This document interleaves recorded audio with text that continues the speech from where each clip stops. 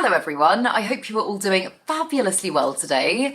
I am ridiculously excited about this video because sat behind me are two very large boxes from Grow Tropicals, but this is not going to be just a normal unboxing video. You guys know how much I love trying to predict plant trends. I made a full video on it at the end of last year trying to guess what the it plants were going to be in 2024.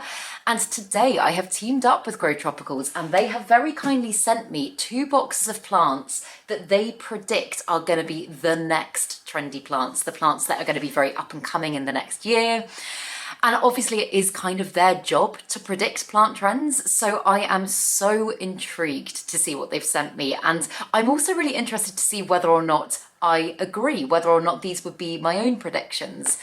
So yeah, that is what this video is going to be. But first, if you're new here, hi, my name's Claire and this is Yoli.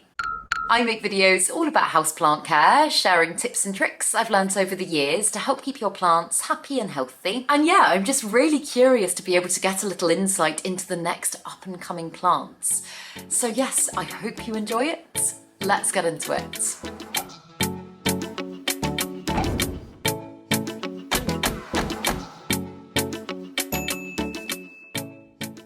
So one of the boxes is a little bit heavier. Neither of them are super heavy, but this one is a little bit weightier. And I'm gonna start with this one.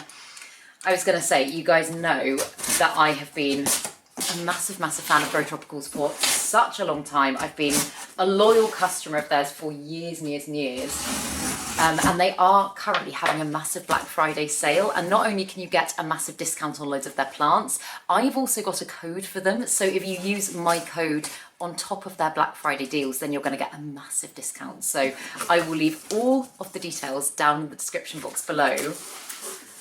But this is what it's looking like.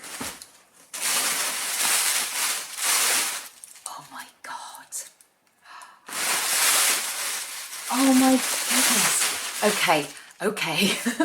Oh, if you watch my other videos, you will also, I was going to say I'm aware of this plant. If you watch my videos, you will also be aware of this plant because this is, I mean, so, oh my God, words. I don't even know where to start with this. So, this is going to sound weird before I show you it, but technically, I do own this plant. This is a plant that I believe I might have had on my plant predictions list at the end of last year. And it's still one that is considered to be very unusual and not always the easiest to come by. And I did actually get a little bit of it at the beginning of the year. And I haven't had the best luck with it. Let me take it out and show you. This one is beyond beautiful.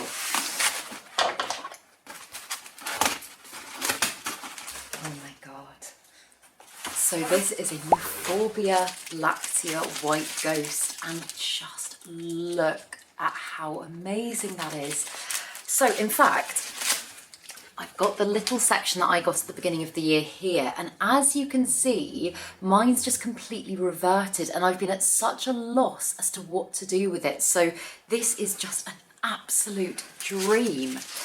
And as you know, I am such a massive fan of Euphorbia as a genus. I think it is, on the whole, really easy to grow, really low maintenance, and so incredibly rewarding.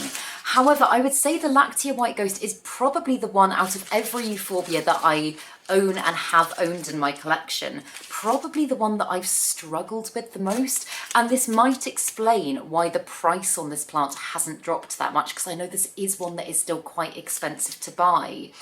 As I say, I've got my Euphorbia acrorensis, my Euphorbia amark, I like other variegated Euphorbias through in the bedroom, and they are still just growing like weeds.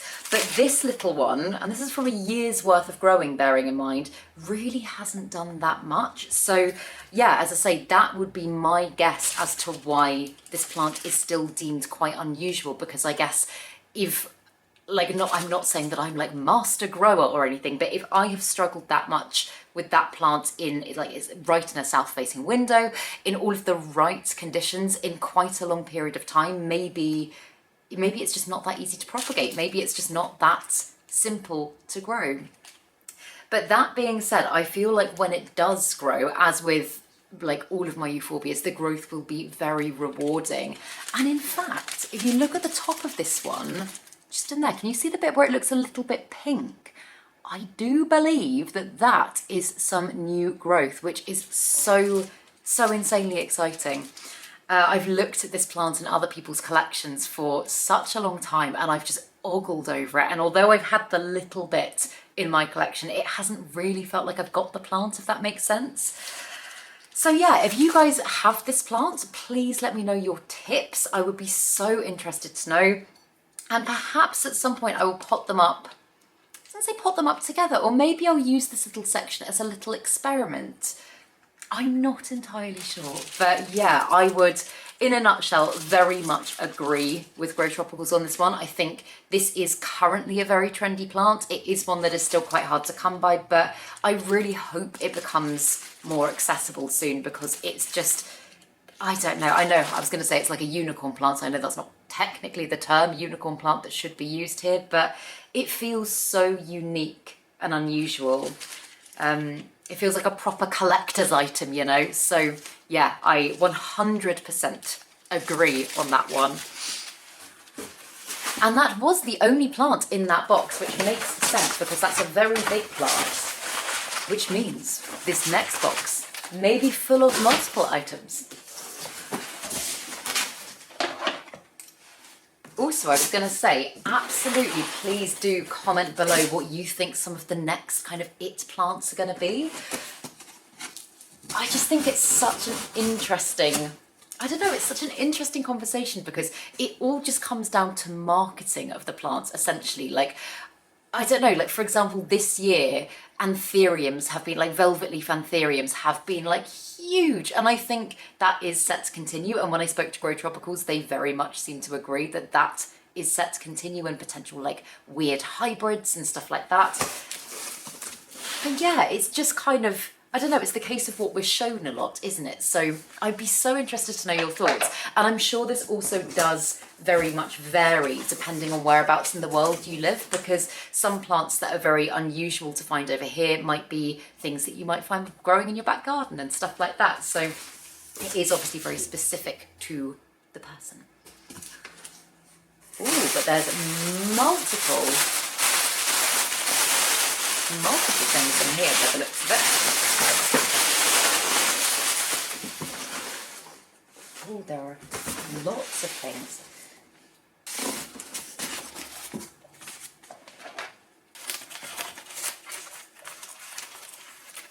Oh my goodness.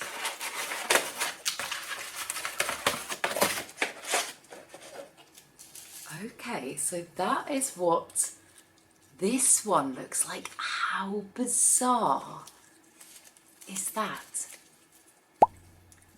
And I've got all the notes that Grow Tropicals sent through to me about why they've chosen these plants and everything. So I'm just going to look up what this one is. Okay, so this one is a Pellionia rupens variegated.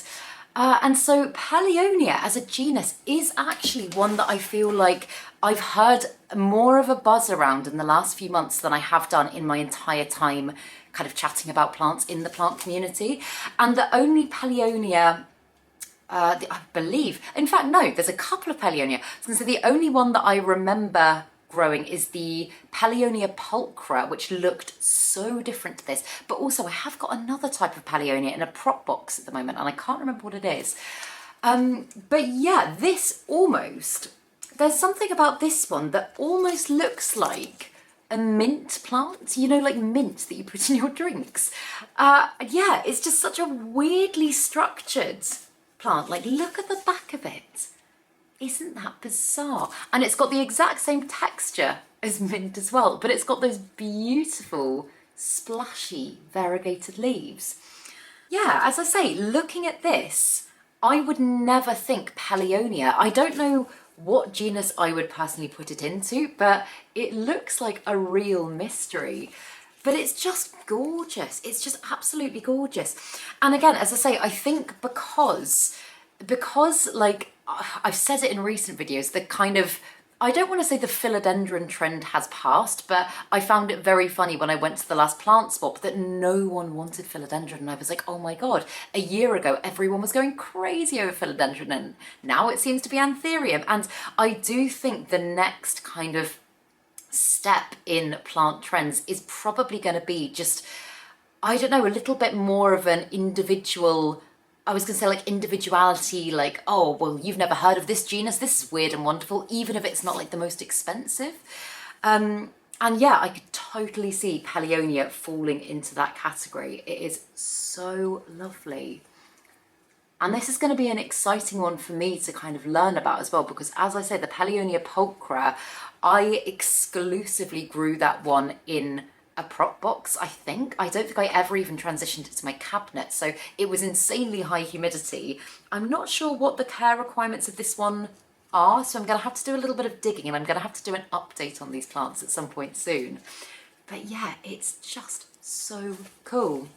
So yeah, I'm now just also really intrigued to find out more about Pellionia, because obviously it can be a very different kind of plant to what I perhaps thought of it as before. So I'm going to be doing, I think, a bit of a deep dive after I finish this video, and yeah, find out a little bit more. But that one is gorgeous.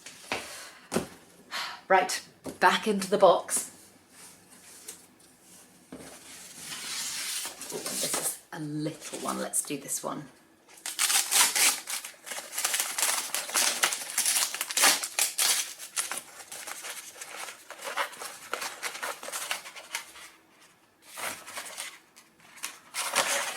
Oh my goodness, this is so exciting. I was reading up on this plant literally the other day. So it is. So this is a Hoya calistophylla black cat, and it's such a cool variety of the calistophylla. And in fact, I've got a calistophylla again right down here. I've got a normal calistophylla here, and if you compare them, the black cat has almost like look at that veination compared to this one. It's got such vibrant kind of splotchy's not the best word to use, but like, oh, why can't I find my words? I think it's the excitement. It's got very like spread veins. Again, that's not the best way of putting it, but I feel like you'll know what I mean. The veins kind of bleed a little bit more, and they're much more dramatic, almost like the plant has just kind of been hand painted, whereas I find that these ones are a little bit more precise. And don't get me wrong, I love the traditional calistophylla, but I have been eyeing this one up, and I again would totally agree. I think this one is definitely going to be an up and coming plant in the next kind of year or so, because it is one that I've only started seeing pop up on, again, I know, social media, but it is where I discover a lot of new plants. I've only seen it pop up on social media a couple of times in the last kind of couple of months. So, oh my goodness, I am so excited to grow this plant. And again, I have seen a few variations within species of Hoya kind of pop onto, again, the social media. But I have seen that quite a bit recently, and I think that's kind of nice that Hoyas, I was going to say, are making a comeback. I don't think they ever were out. You guys also know that I don't follow plant trends. I couldn't give a toss if my plant's trendy or not. I just find it interesting. But yeah, I've just seen them pop back onto my For You page on Instagram, for example. I've seen them pop back a little bit more recently, and it has been things like this that are a little bit more weird and wonderful and kind of defy what you thought you knew. Because the calistophylla is a beautiful Hoya that has been kind of available on the rarer side of plants for the last few years at least. Like I was aware of it, I think, when I first kind of started getting into, again, rare plants. But this one is very new. This one is one that I wasn't aware of. And just looking at that bottom leaf there, look how much it's kind of, it looks like the veination's kind of bled into the rest of the leaf. It's just so gorgeous. So gorgeous. And I don't know, but would probably assume that this is a natural mutation that happens within the Callistophila that then was put into tissue culture and this formed the black cats, but I don't know. So if any of you have any more information on this, please let me know in the comments. But yeah, that one is absolutely stunning. Okay, so there's 2 more, and I'm going to do the other little one and save the slightly bigger one until last.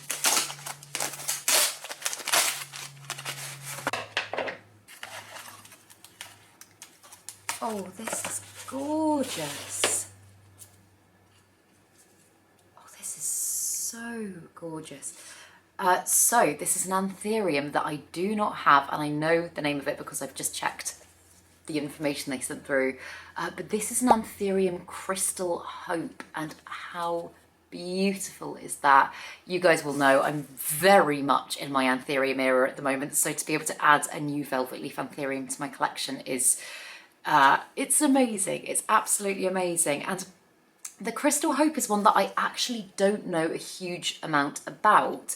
However, based on the conversation that I had with them about how Grow Tropicals feel that Anthurium hybrids are going to be very much up and coming, I would suspect that this is probably...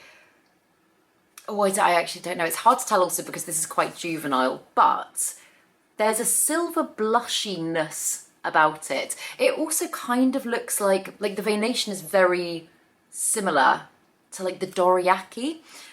So again, I will find out in my post-production research from this video, and I will put it on the screen. But if any of you have this Anthurium, please do let me know your growing experience with it, and let me know how you get on with it. Like what does it like? What does it not like? Because yeah, I really have found since I've started playing about with different species of Anthurium that they really, and this is maybe an obvious thing to say, but I used to kind of group them all very much together. They really do have such individual care requirements. Like there's some types of velvet leaf Anthurium that I feel like I have just got down, I feel like I've nailed. And then there's other ones where I'm just like, why can I not get my head around you? Like, what am I doing wrong? So yeah, I'm trying to just treat each one almost as if it was a separate genus and use what I know like as the basic guidelines. But yeah, this is such an exciting one. And I know obviously it is quite juvenile at the moment. I've no idea how much it has the potential to size up. But I'm so excited to grow it. So again, yeah, I would... And this isn't one that I would have necessarily thought of as being like the next trendy plant, but as I say, I'm pretty sure it is a hybrid, and for that reason, yes, I do think that's an accurate prediction. I also think that a lot of people nowadays are really enjoying, I mean, firstly, pollinating their own Anthuriums at home. That is something that has, in the last kind of year, become a massively more spoken about and acted on thing in the plant community amongst people that aren't necessarily even like, I don't know, the obsessives. I feel like it's been something that people have just kind of been more open to playing about with and trying for fun. But also just growing Anthuriums from seed in general. Like I've seen lots of plant shops that are now selling seeds, which like a year and a half ago you just wouldn't have seen unless you really, really went looking, or you went to Etsy or something like that. So yeah. The other really, really exciting thing with Anthurium hybrids, and again, when I spoke to Grow Tropicals, we spoke about this, is the fact that you don't know exactly what the hybrid is going to look like, because obviously none of them will look exactly the same. It's how things like the Delta Force was first put into tissue culture, because that one was a really unusual Clarinervium hybrid that was created, and everyone kind of went, oh my God, this is beautiful. Like, there's always a chance when you get a hybrid Anthurium that you might have one that everyone's like, oh wow, that's cool. Because yeah, it could look like either parent plant or like a complete mismatch of the two, or like, yeah, it's just fascinating. So I'm so excited to grow this one. And then the last plant in the box, I can see it poking out of the top, and it's not one that I immediately recognise. That's what I can see. And to me, texture-wise, it looks... I mean, it looks... I'm gonna trip myself up here. I was gonna say it looks Sansevieria-like, but I know Sansevieria has technically been reclassified to Dracaena Dracena. But it feels it feels much thinner than that. So let's take a look.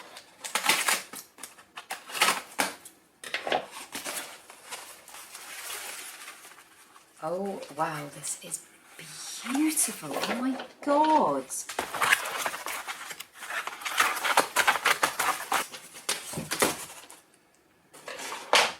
Check out that beautiful plant. Oh my goodness. That is actually stunning. How amazing is that?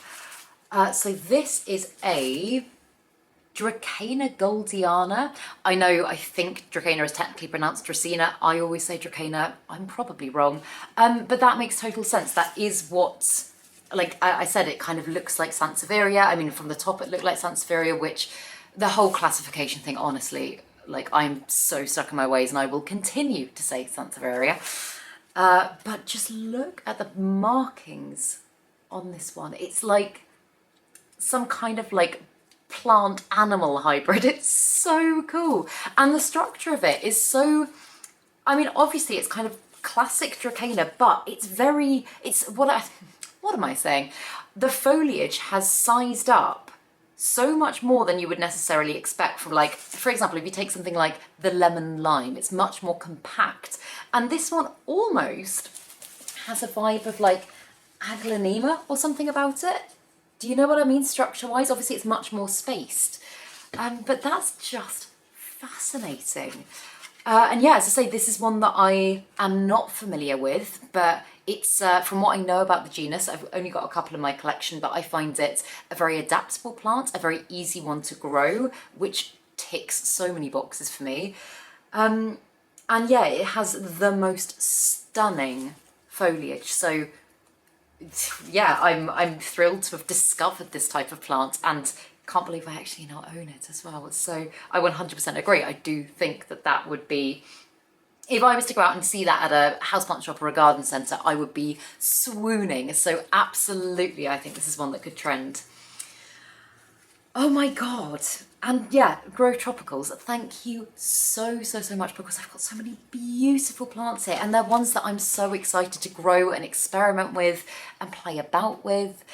And what I really want to know is, you guys watching, do you agree with these? Do you think that these are good plant predictions? If not, what do you think they could be? Drop your plant predictions down below as well, because I'm always so interested to know.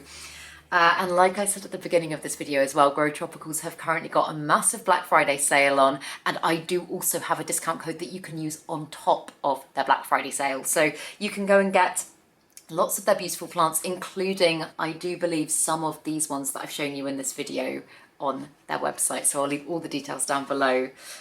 But yeah, this has been so much fun and I hope you enjoyed it. And if you did, please make sure to give it a thumbs up, subscribe to my channel, have a lovely day, and I will see you in the next video.